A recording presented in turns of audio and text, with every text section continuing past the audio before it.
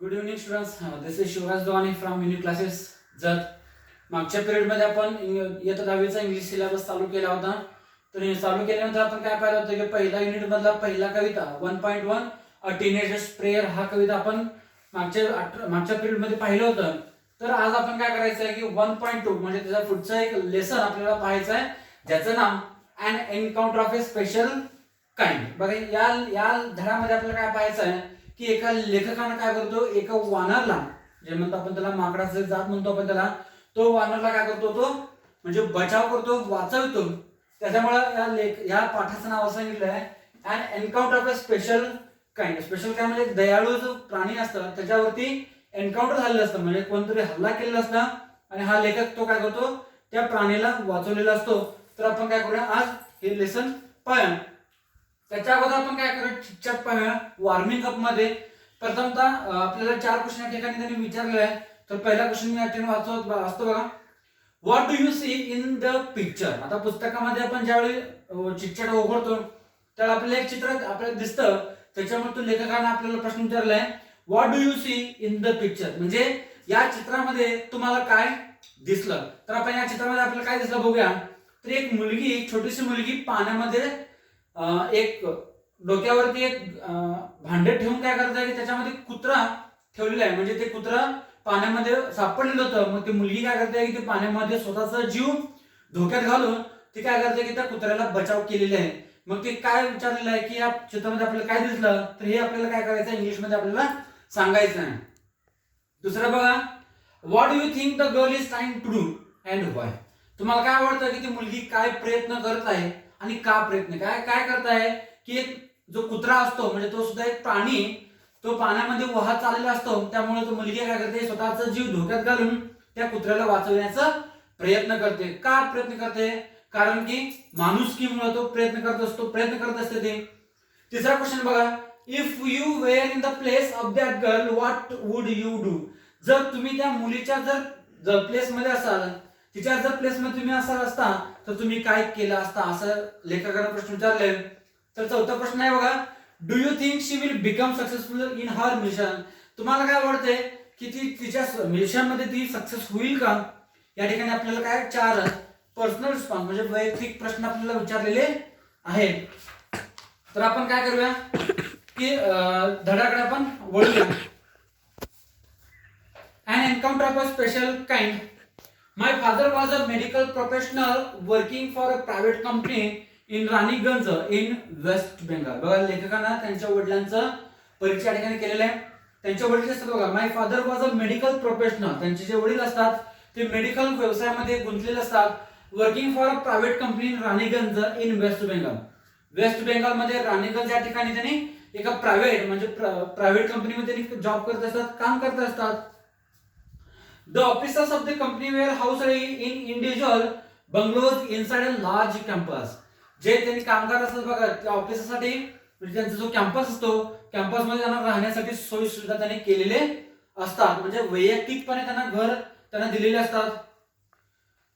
Our house was a corner of the campus. मग या लेखकांचा जो घर असतो तो एका कॉर्नर मध्ये असतो, म्हणजे शेवटच्या एका कोपऱ्यामध्ये त्यांचं घर असतं.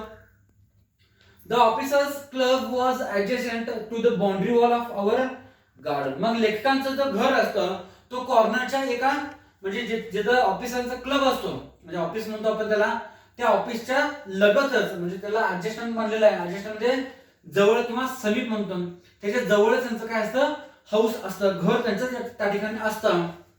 The compound was luxurious with green grass, colourful flowers and host of tall and majestic trees. बघा त्यांचा जो कंपाऊंड असतो म्हणजे चारी बाजूला बांधलेलं कंपाऊंड असतं, ते कंपाऊंड कसं असतं बघा, लक्झरीज विथ ग्रीन ग्रास. या ठिकाणी कंपाऊंडचं वर्णन केलेलं आहे. जो कंपाऊंड कसं असतं तर हिरवंगार झाडांना भरलेलं असतं, सुंदरमय त्या ठिकाणी दिसलेलं असतं. कलरफुल फ्लॉवर्स, त्या कंपाऊंडला वेगवेगळ्या प्रकारचे फ्लॉवर्स त्या ठिकाणी आलेले असतात. And host of tall and majestic trees, आणि त्याच्या अवतीभोवती मोठमोठे उंच झाडं आलेले असतात.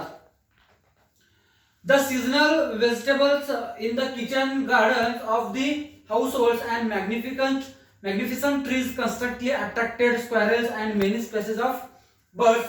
a group of langus had even made their den in a ashwatha tree nearby. बघा त्यांच्या गार्डन मध्ये सांगितलेलं आहे की सीझन असल्यामुळे तिथे अनेक प्रकारचे फुलं त्या ठिकाणी उमललेले असतात आणि वेगवेगळ्या प्रकारचे फ्लावर्स ठिकाणी असतात, त्याच्यामुळे ते गार्डन अतिशय सुंदर पद्धतीने दिसत असतं. त्याच्यामुळे त्यांनी सांगत असतात की तिथे अनेक प्रकारचे मॅग्निफिसंट ट्रीज म्हणजे मॅग्निफिसंट म्हणजे भव्य म्हणजे सुंदर असे झाड त्या ठिकाणी उमललेले असतात. त्याच्यानंतर बघा तिथे अनेक प्रकारचे अट्रॅक्शन म्हणजे अट्रॅक्टेड म्हणजे आकर्षित होण्यासारखे स्क्वेरल्स म्हणजे आपण त्याला खारुताई असं म्हणतो ते प्राणी तिथे त्या ठिकाणी झाडावर असतं. आणखी वेगवेगळ्या प्रकारचे पक्षी सुद्धा त्या ठिकाणी असतात. ग्रुप ऑफ लंगूर वानर म्हणतो, लंगूर म्हणजे वानर, वानरांचं एक सैन्य त्या ठिकाणी असतं. त्याच्यानंतर had even made their den ashwath tree near by म्हणजे त्यांच्या घराच्या जवळ एक अश्वथ झाड असतं, त्या झाडाजवळ ते खारुताई आणि अनेक प्रकारचे पक्षी तसेच एक सैन्य म्हणजे त्याला ग्रुप म्हणतो तसे लंगूरचं ग्रुप त्या ठिकाणी असतं. They had all become a part and parcel of our existence and daily life. ते सगळे प्राणी, ते सगळं गार्डन आणि प्राणी सगळं यांचं जीवनाचं एक म्हणजे जीवन सोबतीला असतं. They had all become a part म्हणजे त्यांचं सुद्धा एक पार्ट म्हणजे विभाजन म्हणून या ठिकाणी सांगितलेलं आहे, कारण दररोजच ते प्राणी पक्षी त्या ठिकाणी असतात. त्याच्यामुळे लेखक काय म्हणतो की ते प्राणी पक्षी सगळं आपलं जीवनच आहे म्हणजे आपले फॅमिली मेंबर सारखंच त्यांनी या ठिकाणी सांगितलेलं आहे. त्याच्यामुळे म्हणतात बघा they had all become a part and parcel of our existence and daily life म्हणजे दररोजच्या जीवनामध्ये ते सुद्धा आपलं एक पार्ट आहे असं या ठिकाणी लेखकाने त्यांचं वर्णन सांगितलेले आहे. आता दुसऱ्या पॅसेज मध्ये बघूया काय सांगितलेलं आहे. A small incident on Saturday afternoon left a profound effect on me and unfolded before my eyes a whole new dimension to the wonders of God's creation. आता एक छोटासा घटना या ठिकाणी घडलेला आहे बघा, ते सुद्धा सांगितलेलं आहे सॅटरडे आफ्टर म्हणजे शनिवारी दुपारी एक छोटासा घटना त्या ठिकाणी घडतं. तर काय सांगितलं बघा, profound effect on me and unfolded before my eyes. Unfolded याचा अर्थ बघा उलगडणे म्हणजे ओपन करणे म्हणतो आपण त्याला. ज्यावेळी दुपारी लेखक घरामध्ये बसत असतात बघा एक तरी गॉड क्रिएशन म्हणतो आपण त्याला गॉड क्रिएशन याचा अर्थ नेचर म्हणतो म्हणजे देवाने निर्मिती केलेला म्हणजे देवाने काय निर्माण केलेला आहे की निसर्ग देवाने निर्माण केलेला आहे. त्याच्यामुळे तो म्हणतो त्या निसर्गाचं वर्णन करतो. ज्यावेळी लेखक त्या ठिकाणी बघत असतो तो डोळे उघडून पाहत असतो की निसर्ग किती सुंदर असले असं तो वर्णन करतो. A whole new dimension to the wonders of God creation म्हणजे न्यू डायमेन्शन बघा नवीन घटक म्हणजे जो निसर्ग असतो त्यांना एक नवीन वाटू लागतो, आश्चर्य असं वाटू लागतो. त्याच्यामुळे तो म्हणतो की शनिवारी दुपारी बसलेले असतात तर एक घटना घडतं, ते बसले काय करत असतात की तो निसर्गाकडे पाहत असतो आणि त्याच वेळी काय होतं बघा it was a few days into the puja vacation. Puja vacation म्हणजे समर वेकेशन म्हणतो आपण त्याला, सुट्टीचा दिवस मे मध्ये म्हणतो. मे म्हणजे सुट्टीचा दिवस लागलेला होता. Just like for any other child the holidays provided an opportunity for me to become engrossed in various magazines and story books published specially for children in the festive season. आता सुट्टीमध्ये मुलं काय करतात की खेळतात आणि त्यांच्या मित्रासोबत त्यांनी खेळतात. तसेच काही लोक काय करतात, काही मुलं काय करतात गोष्टीचं पुस्तक संग्रहित करतात. कोण गोष्टीचं पुस्तक वाचतात तर कोण मॅगझिन वाचतात. तसं तो लेखक काय म्हणतो just like for any other child म्हणजे दुसरे जे मुलं करतात त्या पद्धतीने म्हणजे काय करतात the holidays provided an opportunity for me to become engrossed in various magazine. आता सुट्टीचा दिवस म्हणजे आपण काय करतो की सुट्टीचा दिवस वाया न घालवता पुस्तकामध्ये आपण एन्ग्रोस्ड होतो. एन्ग्रोस्ड याचा अर्थ बघा व्याप्त होणे किंवा मग्न होणे, त्याच्यामध्ये गुंतणे म्हणतो आपण त्याला. आता पुस्तक कुठलं तर बघितलं तर त्याच्यामध्ये आपण पुस्तक वाचू लागतो, त्याच्यामध्ये आपण मन रमतं.